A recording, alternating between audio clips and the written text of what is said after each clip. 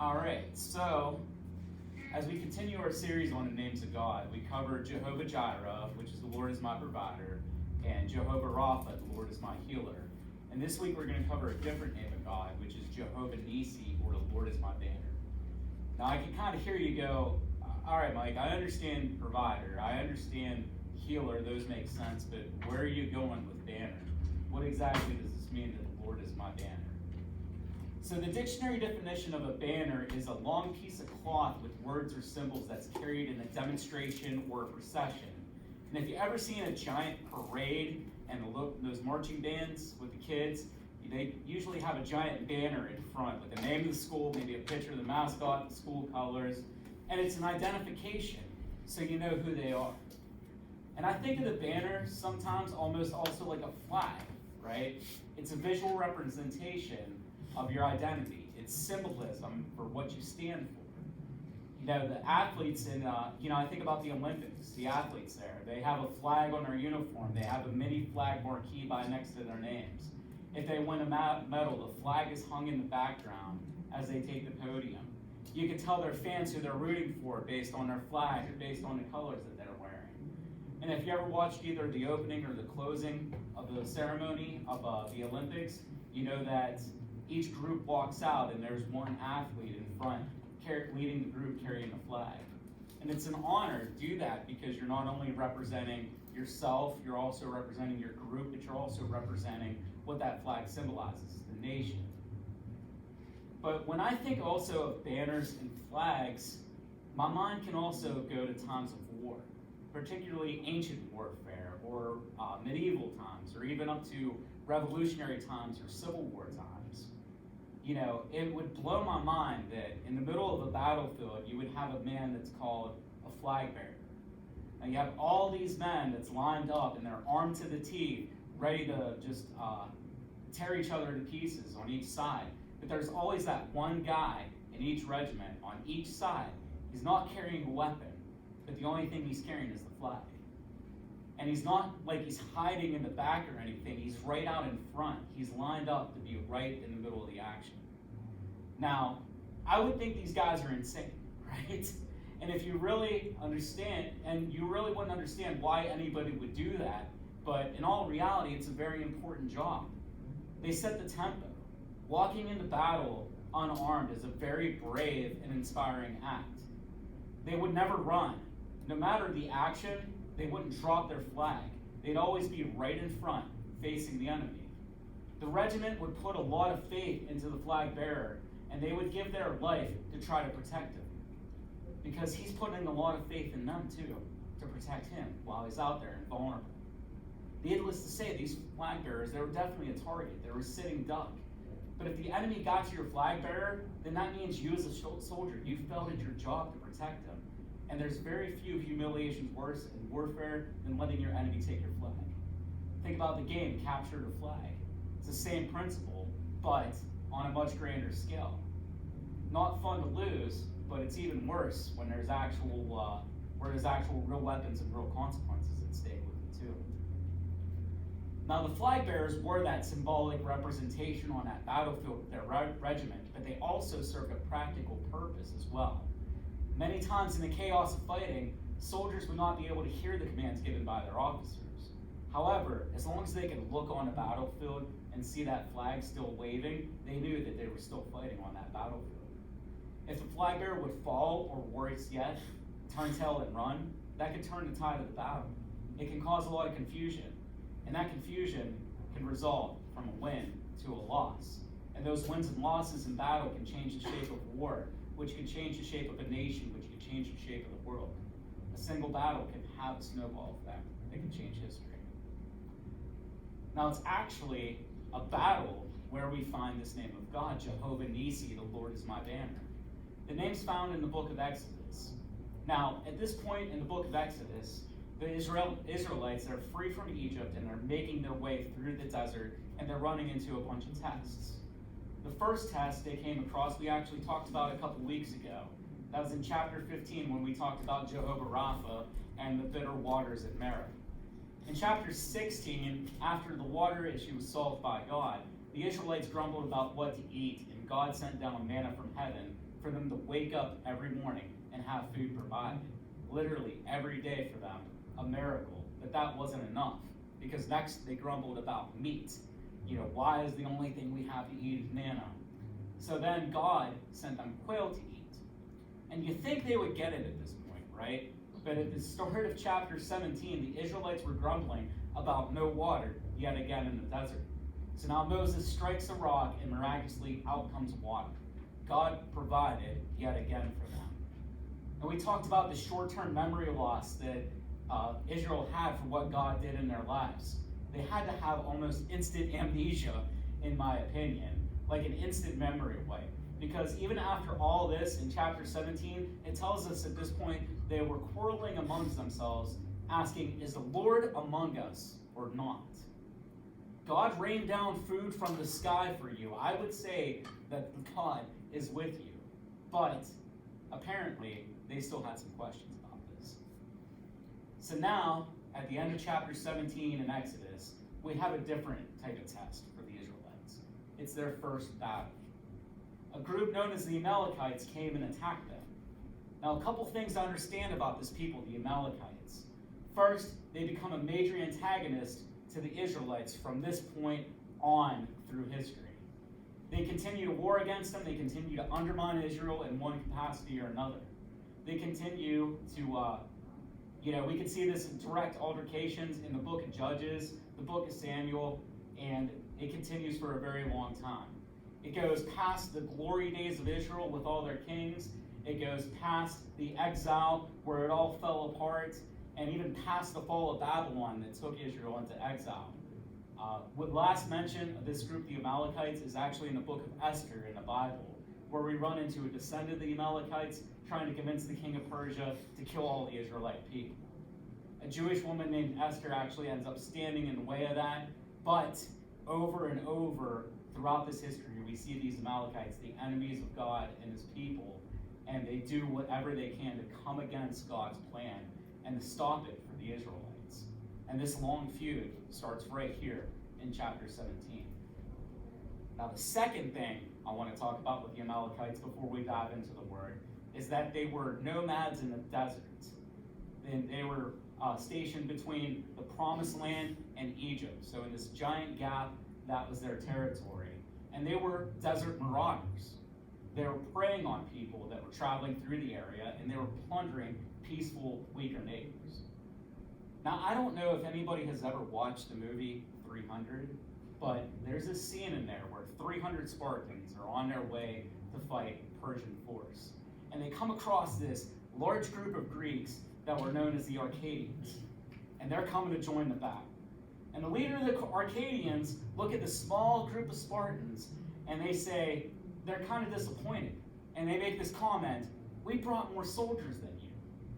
Now the Spartans, they're these huge, beastly looking guys, right? And the Arcadians look like these little average Joes, look almost like little kids compared to the Spartans. So the leader of the Spartans, King Leonidas, he points to one of the Arcadian soldiers and he says, you, what is your profession? And he kind of stammers and he goes, well, I'm a sculptor. Then he points to another one, he says, what is your profession? He says, well, I'm a potter. He points to him, he says, well, I'm a blacksmith. Leonidas turns to the Spartans and says, Spartans, what is your profession? They all yell, hurrah! They stamp their feet, they beat their shields, and they all form into formation. And Leonidas tells the leader of the Arcadians, I brought more soldiers than you. So why did I make this point? Because in this scenario, the Amalekites, the desert marauders, they're used to battle. They're the Spartans in this scenario. They're grizzled, they're hardened. They have seen a lot of battles. The Israelites, they're like these little Arcadians. Now, they might have been a tough group of people because they did live in slavery in Egypt, but they've never seen battle. They're not soldiers. They're not warriors. And to me, the Israelites, by all accounts, would have been outmatched, outclassed, and in my view, without a doubt, would have been wiped out on the face of the earth against the Amalekites in this first battle, if it was just left up to their own strength.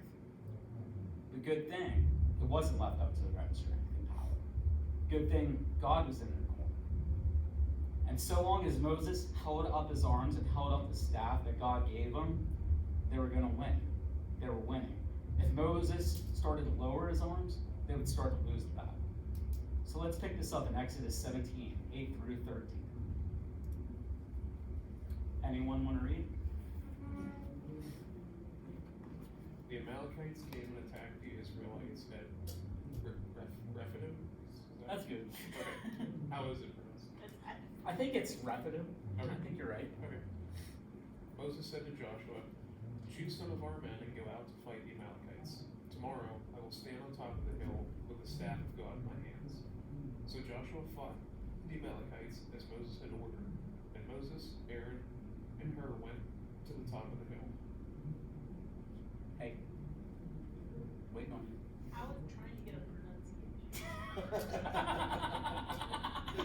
Because now it's bugging me. Nobody can pronounce the names of the Bible because we weren't there. It is Right. As long as Moses held up his hands, the Israelites were winning. But whenever he lowered his hands, the Amalekites were winning. When Moses' hands grew tired, they took a stone and put it under him, and he sat on it. Aaron and Hur held his hands up, one on one side, one on the other, so that his hands remained steady till sunset. So Joshua overcame the Amalekite army with the sword. So there's a lot going on here in these few verses, right? So we see the Israelites that it's not by their own power that they're winning this battle, but by their faith. And Moses putting his hands up. I quit. I'm going home. No, you gotta stay there. So Moses is putting his hands up in a praise-like posture, and that is the only thing that is winning the battle for them. Now, when Moses' arms are lowering, when that praise position is starting to fall, the enemy is starting to gain ground on them. When his arms are falling, and when that praise position is falling, Aaron and Hur come up beside Moses to help. Now notice they do two things in this. First, they put a stone or a rock underneath Moses to rest him on. Because when we're starting to falter, we need to have that strong rock. We need to have that firm foundation underneath of us to be able to rest on. Because when we have support like that in our life, we're only going to fall so far. So build that strong foundation underneath you. Build that foundation in the Word of God, and you'll be able to fall back on it only so far when times get difficult. And if your friends are falling, give them that word. Give them that solid foundation so they have it underneath them. The second thing is that they keep Moses' hands raised up in that praise position. Because when we're faltering in battle, when we're growing tired and weak, we need to keep praying. We need to keep those arms up in praise. And when those battles go on for a long time, we need people to help come alongside us, to help us continue that attitude. Because if we become too tired or too weak ourselves, we need to have those people in our lives that's willing to hold our arms up for us. We need to stay in that posture of praise, no matter how long that battle's going on. Because it's the only way to win it. It's the only way to win it. The last thing we see in these verses are that God is making sure a young man in a group named Joshua is paying attention to all of this too. Moses and his generation, they see many amazing things from God, but they don't exactly have that faith or that all-in trust with God to see his will through with their lives. They fall short. God keeps trying to show them over and over again that's all they need to do, but they have that short-term memory loss, and they focus on the problems rather than focusing on God. Joshua and his next generation, they learn from this. They see this faith in God firsthand and how the Israelites fell short by not putting that faith in God. Moses and his generation, they die in the wilderness because they can't get a hold of that promise of God. But Joshua and the next generation take that promise and they take it into the promised land and they conquer it just as God said. When Moses' generation fails, Joshua's generation succeeds simply by paying attention to moments like this in battle, by simply not forgetting who God is and what God can do. In Exodus 17, 14 through 15. Someone want to read? said to Moses, "Write this on a scroll as something to be remembered, and make sure that Joshua hears it, because I will completely blot out the name of Amalek from under heaven." Okay. Moses built Something like that. Sorry. It's Amalek. Amalek. Okay. Amalek from under heaven. Moses built an altar and called it, "The Lord is my banner." So Moses built an altar and he called it Jehovah Nissi, the Lord is my banner. Because Moses knows that God fought for them that day. He wants everyone to remember it. Everyone to remember that the battles are won not because of their own power, but because God was fighting for them. And later, when it came time to take that promised land, Moses' generation, they forgot this. They looked at the enemy, they looked at it as it was overwhelming, and forgot that God could bring them through. But Joshua did remember it, and his acts of faith, he acted in faith according to God's will. We see Joshua's submission to God and praising God through the book of Joshua as they went battle after battle to take that promised land. The first battle and the biggest highlight of it, probably familiar with it, it's called the Walls of Jericho, where God crumbled the giant fortified walls down. And for the Israelis, that was way more of an act of faith than it was actually any kind of act of battle. Because there's no same war strategy out there that will tell you to march around the enemy's walls for 7 days and then blow trumpets. That's a strategy that only works because God's fighting that battle for you. And after Jericho, Joshua and the Israelites, they went on to defeat 31 kings in that land to take it. And if you're ever curious, the list is in Joshua chapter 12. And this is all very impressive. And I could go on and on about Joshua and his conquest of the promised land and what God did to bring them through those battles. But I actually wanted to turn our focus to a different time, to a different battle, and to a different hero in the Bible. And it's actually in the book right after Joshua, the book of Judges. And this is the generation right after Joshua's generation. See, with all these epic victories, they also had one major flaw in Joshua's generation. They didn't pass it on. They didn't make the next generation pay attention like Joshua paid attention to Moses' generation. They didn't teach them, and we see that generation falling away from God. If you want the underlining theme of the book of Judges, in one verse you'll find it in Judges 21:25, where it says, "In those days Israel had no king, and everyone did as they saw fit." You see, they felt like they could do whatever they wanted. They fell into a trap, and they fell into this vicious cycle. First, they started worshiping idols and other gods, and then they'd fall into sin. Then as retribution, God would send another enemies to conquer them and attack their lands. Then they turn back to God and they cry out for deliverance, and God would hear that plea and he would have mercy on them. So God would raise up a judge to save them from their hands of the enemies. However, once that judge came and went, they went right back to their old ways. They went right back to forgetting, right back to falling and repeating that cycle over and over and over. Lucky for Israel, the Lord is patient. He's kind and he's merciful because God would relent over and over and over. That cycle of Judges repeated 12 times in the book. But we're going to talk about the fifth judge, a man named Gideon. Let's set the scene in Judges 6:1-6. The Israelites did evil in the eye of the Lord, and for 7 years he gave them into the hands of the Midianites. Because the power of Midian was so oppressive, the Israelites prepared shelters for themselves in mountain clefts, caves, and strongholds.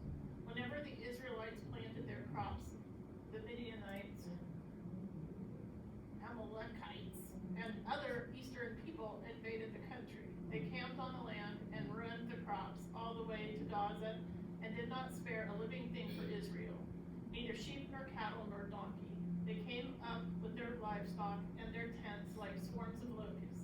It was impossible to count them or their camels. They invaded the land to ravage it. Midian so impoverished the Israelites that they cried out to the Lord for help. So we see this vicious cycle that I was talking about earlier, right? The Israelites did evil, and God handed them over to a nation, to a people called the Midianites. We also have our friends Amalekites getting into this fray a little bit, but it's mainly the Midianites that's the issue here. So they're attacking, they're ruining the crops, they're killing the livestock. Israel is desperate, they're being ruined, they're starving, because this isn't just their livelihood, this is also their food on the table. So they're crying out for God for help. And in the next verse, he sends it. Judges 6, 11 through 13 says, the angel of the Lord came and sat down under the oak of Ophrah, and that belonged to Joshua the Azarite, where his son Gideon was threshing wheat in a winepress to keep from the Midianites. When the angel of the Lord appeared to Gideon, he said, the Lord is with you, mighty warrior. Pardon me, my lord, Gideon replied, but if the Lord is with us, why has all this happened to us? Where are all his wonders that our ancestors told us about when they said, did not the Lord bring us up from Egypt?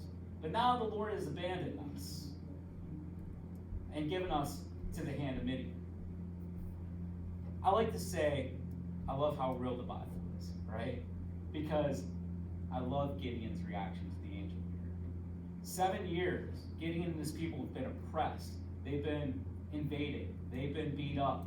And the angel comes down to Gideon and he says, mighty warrior, the Lord is with you. Gideon stops the angel right there. Hold up. Excuse me, angel, but have you looked around? God's not here, man. God abandoned us. He forsook us. And it's really easy when you're in the middle of a battle and have that reaction to say, where's God, man? God's not here. He's not in this situation. God abandoned me in this situation. And it's easy to think that God has turned away from us. But if you look at this situation with Israel, the reality was God didn't turn away from them. They turned away from God. We're the ones that hold on to that battle instead of handing it over to Him. We're the ones that are doing what's right in our own eyes. We're the ones trying to fight with our own strength, which is never enough. And God and Gideon have a conversation about this too in Judges 6, 14 through 15. The Lord turned to him and said, go in the strength you have and save Israel out of Midian's hand. Am I not sending you? Pardon me, my Lord, Gideon replied. But how can I save Israel?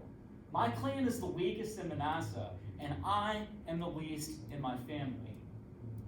If we rewind for a moment at this, Gideon was basically telling the Lord, you got to do something. They're pleading to God, you got to do something about this Midianite situation. And now we have God coming down and saying, I'm going to do something. I'm going to send you. And Gideon's like, who, me? Me? You got the wrong guy here, man. You know, out of all the clans, out of all the tribes in Israel, God, you're picking the weakest clan. And not only that, I'm the least in my family. Gideon's telling God that you not only have the wrong litter, but you're also picking the runt. You got the wrong guy, man. Judges 6 through 16 says, the Lord answered, I will be with you. I will be with you, and you will strike down all the Midianites, leaving none alive.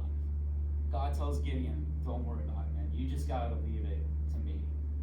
And from here, we see some events that happen, and we're going to go into that a little bit more next week. But just as a summary, Gideon started to walk in faith with that promise of God. And then people of Israel started to notice too, and they also started to walk in that faith that God gave them. And Gideon put out a call to arms to go against his Midianites and to go against their camp. And in response, Gideon got 82,000 men out of the countryside to come and fight by his side. And that's very impressive for the run from the wrong litter, right? But at this point, they're still outnumbered. The Bible tells us that the Midianites band together with the Amalekites and other tribes of the east, and their total number was 135,000 men. But still, 135,000 versus 82,000, that's not terrible, right? Israel would still be the underdog, but they're an underdog with a decent shot at this. If you work the numbers, Israelite only had to take out 1 or 2 Amalekites to win this thing, right? And if that was their game plan, that's not a bad game plan. But God had a different game plan for them. God was going to show them that this victory wasn't going to be in your own power and your own strength, that it's going to be mine. You have to rely on me. So Judges 7, 1 through 3. Someone.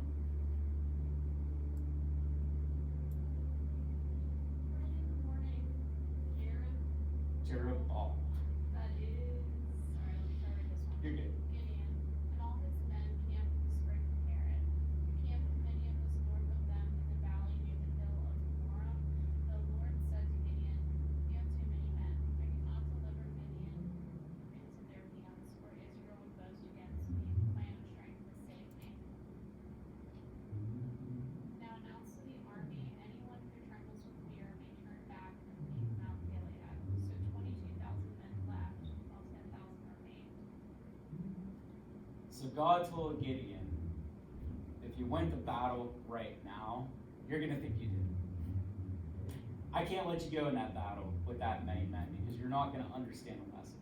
So God said, let's sort out these men that are too scared to go out and fight. So Gideon shouts to everybody, anyone who's scared can go home. And to his shock and amazement, it actually said, I believe it was 72,000 of his men left. 90% walked off. And he was only left with 10,000 to remain. So, if you're keeping score at home, 135,000 Midianites versus 10,000 Israelites is not great.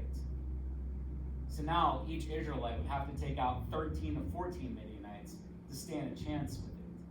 So there's still a possibility of winning. It's a long shot though, but it's not impossible. But that was probably what Gideon was thinking, that we still have a chance. But God wasn't done with us yet. Judges 7, 4 through 7. 22? Well, either way, he was left with 10,000 at the end of the day. I didn't type it, No, I know. But the Lord said to Gideon, there are still too many men. Take them down to the water, and I will thin them out for you there. If I say, this one shall go with you, he shall go. But if I say, this one shall not go with you, he shall not go. So Gideon took the men down to the water. There the Lord told him, separate those who lap the water with their tongues as a dog from those who kneel down to drink. 300 of them drank from cupped hands, lapping like dogs. All the rest got down on their knees to drink. The Lord said to Gideon, with the 300 men that lapped, I will save you and give the Midianites into your hands. So a couple things happen here, right? Let all the others go home. So a couple things happen here, right? So first off, it's a pretty strange test that God gives. God says the army's still too big. Let's see how they drink water. The only thing I could think about was God obviously had plans and purposes for everybody in this one, right? 9,700 of these guys drank water where they knelt down and drank from the stream, and apparently that was a very common way to do it because the majority did. But a minority, 300 of them, cupped their hands and lapped it like dogs. And have you heard a dog drink water before? I'd imagine these guys that were kneeling down drinking at the stream were looking over to the guys lapping and going, what are you doing? What's wrong with you, man? You know, hey, everybody, get a load of this goofball drinking water all weird. And everybody just shaking their head at him. But God says, yeah, I'll pick him. I'll take him, that weirdo that's doing it too, and that one over there, that one too, because God had a purpose for these 300 guys. And there was a different purpose than that 9,700. And he just used the way they drank water to separate it out. And the second thing is, if you're still keeping score of this, now the Israelites have a band of 300 against the Midianites that are still 135,000 strong. So for anybody who's good at numbers in here, now each Israelite has to take out about 450 Midianites each to stand a chance in battle. So each man has to basically take out a battalion of soldiers in order to take this out. So, and this group of 300 Israelites, they're not like the group of 300 from Sparta that we talked about earlier. This isn't a group of well-trained warriors. I referenced Gideon as the runt of the weakest litter, and now he's joined by 300 guys that drink water weird. I mean, this isn't a fair fight, right? So by all accounts, this should be a slaughter. But that is exactly how God is going to show Israel this victory, because there's not going to be them doing fighting. In Judges 7, 9 through 14, it says, during that night, the Lord said to Gideon, get up and go down against the camp. because I'm going to give it into your hands. If you're afraid to attack, go down to the camp with your servant Purah and listen to what they are saying. Afterwards, you'll be encouraged to attack the camp." So he and Purah, his servant, went down to the outposts of the camp. The Midianites, the Amalekites, and all the other eastern people had settled in the valley thick as locusts. Their camels could no more be counted than the sands of the seashore. Gideon arrived just as a man was telling a friend his dream. "I had a dream," he was saying. "A round loaf of barley bread came tumbling into the Midianite camp. It struck the tents with such force that the tents overturned and collapsed." His friend responded, "This could be nothing other than the sword of Gideon, the son of Joshua, the Israelite. God has given the Midianites and their whole camp to his hands." Gideon obeys God, and he goes down to this enemy's camp, and he sees that God's already fighting this battle for them, right? He's already delivering the enemy to them. He's putting fear into this Midian camp. They're having dreams. They're seeing themselves crushed by the Israelites. Can I tell you something? Fear is contagious, right? When God was first whittling down Gideon's force, he had Gideon saying, "Anybody afraid, go home." And that's when he was left with 10,000 men. Fear should have been ruling Gideon's camp at this point, right? They were outnumbered. But instead, fear is ruling the Midianites' camp. And it's spreading throughout it. It's creating a very unstable, a very restless environment there. And in the meantime, Judges 7:15 through 18 says,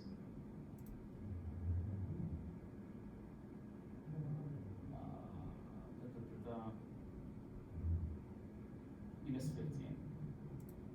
Is it backwards again? There you go. When Gideon heard the dream and its interpretation, he bowed down and worshipped. He returned to the camp of Israel and called out, "Get up! The Lord has given the Midianite camp to your hands." Dividing the 300 men into 3 companies, he placed trumpets, empty jars in the hands of all of them, with torches inside. "Watch me," he told them. "Follow my lead. When I get up to the edge of camp, do exactly as I do. When I and all who were with me blow our trumpets, then form all around the camp and blow yours and shout, 'For the Lord and for Gideon.'" Gideon bowed down and he worshiped God right then and there because he knew what God was doing and he knew what God was going to do in this battle. And while Gideon was worshiping, God gave him this plan of attack with it. So Gideon ran back to the forces, the 300. But notice, he didn't tell them. He told them, "We're going to take this camp," but he didn't tell them, "Grab your sword, grab your spear, grab your bows, grab your arrows. Don't grab any kind of weapon." Instead, he said, "Hey guys, grab trumpets, grab jars, grab torches." The 300 Israelites surround the camp, and in the middle of the night, Gideon and his men, they blow the trumpets. They smash the clay jars, and they light the torches. Midianites, they're already on edge, and they were almost like sitting on a powder keg at this point. And now this surprise attack in the middle of the night, that was the spark that erupted this camp in the chaos. The Midianites start to pick up swords and panic. They turn on each other. These tribes that were banded together against Israel are now hacking away at each other in confusion. Others are terrified about what's going on, and then they flee into the night because their fear overran them. 300 Israelites defeated 135,000 Midianites that night, and they did it without drawing a weapon or even having a weapon on them. They just had faith. They had Jehovah Nissi, the Lord was our banner. The Lord was going ahead and fighting for them. The Lord had that victory already laid out for them. They just had to walk in it. All they had to do was have their faith and their trust in God and let God do what God does. We need to take this example. We need to put it on our heart when we go into battle, because we always have the wrong picture when we go into battle. We think that we need to be armed to the teeth, right? We think that we need to look like an action hero from those movies, right? We need to be ready to take out the battalion of enemies because we're outnumbered. We're on our own. But it doesn't happen that way. We try to fight battles like that, we get beat up, man. We get beat down because we're not meant to fight battles like that. There's no need to be that Hollywood action hero in the front lines to win the battle. In fact, we need to go back and take lessons from those flag bearers that went to war. We need to walk out on that battlefield without a weapon. We need to walk out with nothing in our hands but that banner of faith and hold it high. Hold on to it and let God do what God does. Carry God into that battle so he can carry that battle for us. Let God fight it for us. Let God have the glory. Let God have the victory into it. Sometimes it's simply as just letting us continue to hold our arms up like Moses. We're continuing to remember the promises and trust in God like Joshua did. We're continuing not to fear and rely on God's strength like Gideon did. Carry God in so he can carry us through. I'm going to end tonight with this scripture. It's 2 Corinthians 12:9. God tells the Apostle Paul, "But he said to me, my grace is sufficient for you, for my power is made perfect in weakness. Therefore I will boast all the more gladly about my weakness, so that Christ's power may rest on me." We don't like the word weakness. We don't like the word vulnerability. But when we're weak, when we're vulnerable, that's where God can shine the most. We don't like to think of the strength leaving our arms or the odds of victory ever growing against us. But that's where we need to admit that we're not strong enough.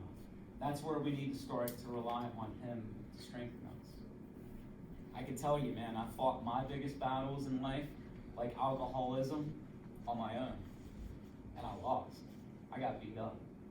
But when I handed that battle over to God, and I handed the loss of my father over to him, and I handed the stumbling blocks of ministry and work over to him,